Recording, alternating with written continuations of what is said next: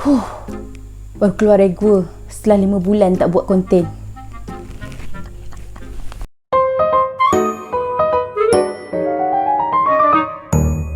Hai, Assalamualaikum. Bertemu kembali kita bersama saya, Ima Osman, booktuber anda.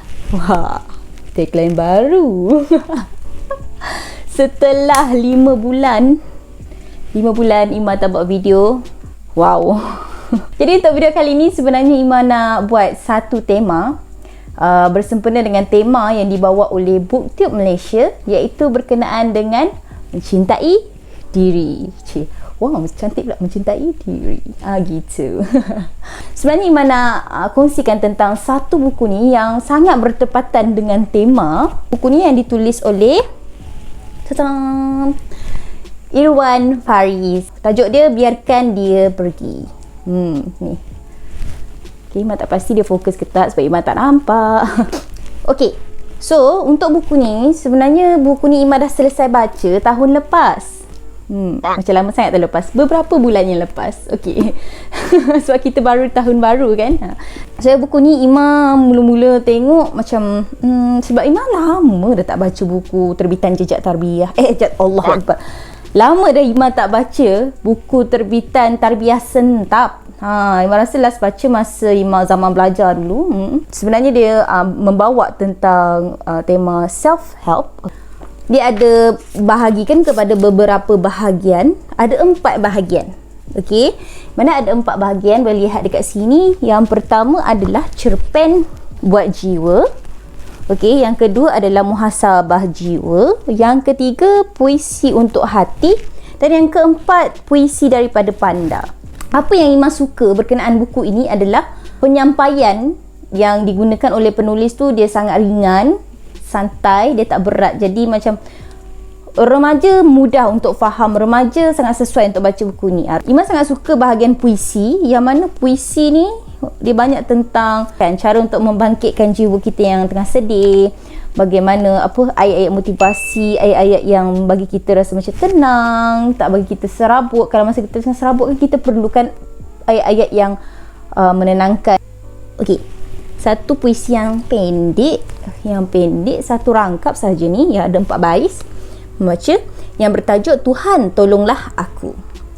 Jangan dibiarkan aku sendiri, meskipun sedetik waktu tanpa perhati. Sedangkan hati ini berbolak di kala bunyi, apatah lagi ditinggal sepi sendirian sunyi. Nampak tak? Jadi daripada buku ni, apa sebenarnya nilai yang kita boleh dapat? Yang pertama ialah tentang pentingnya kebergantungan kita kepada Allah Subhanahu Wa Taala. Okey.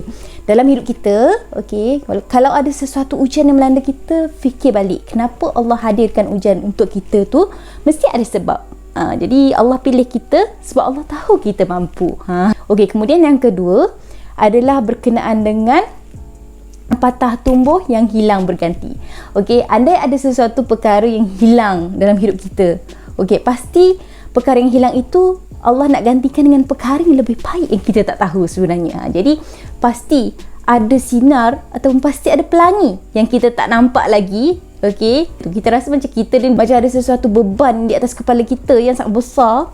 Okey, tanpa kita ketahui sebenarnya ada pelangi ataupun ada sinar kebahagiaan yang menanti kita di hujung jalan yang gelap.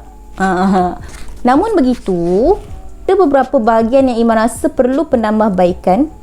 Okey, untuk buku ini, iaitu Ima rasa kalau boleh, Ima sangat suka baca buku yang dia walaupun cerpen tapi dia berinformasi. Maksudnya ada banyak, contoh kalau dia masukkan sirah kan, boleh masukkan sirah tentang bagaimana sahabat Nabi ataupun bagaimana Nabi menghadapi kesedihan dan sebagainya. Jadi Ima suka kalau buku tu ditambah dengan input-input sebegitu. Tapi sebenarnya konsep ni memang dah bagus lah. Kalau macam tu mungkin agak berat lah bagi penulis ataupun bagi pembaca lah kan. Tapi Ima sangat suka lah kalau konsep dia sebegitu. Dia lebih bagus dan lebih berinformasi. Jadi kita tak baca, kita dapat, bila kita baca pun kita akan dapat informasi juga dalam masa yang sama. Dalam masa yang sama kita dapat rehatkan dan santaikan fikiran kita sebab kita tengah baca cerpen, baca kisah yang pendek-pendek sahaja kan. Jadi itulah pendapat Ima untuk buku ini. Buku ini mungkin boleh kalian cubalah, okey, untuk dibaca untuk suatu santai. Imam baca ni rasa macam sekejap je Imam baca sebab dia punya cerita tu sangat santai dan ringan. Jadi tak susah, tak berat kepala kita nak baca. Terlebih dahulu terima kasih juga diucapkan kepada saudara Irwan Faris sebab dah beri Ima buku ini. Itu saja daripada Ima untuk perkongsian buku ini. Okey, dan kalau kalian dah baca buku ini, kongsikan dekat ruangan komen dekat bawah dan beritahu apa pendapat kalian berkenaan buku ini. Okey, dan apa sebenarnya impak ataupun kesan buku ini bila kalian dah baca buku ini. Jadi, itu saja daripada Ima. Jangan lupa komen, like and share dan subscribe serta tekan butang lonceng dekat bawah, okey, untuk update terbaru berkenaan dengan video daripada Ima. Jadi itu saja daripada Ima.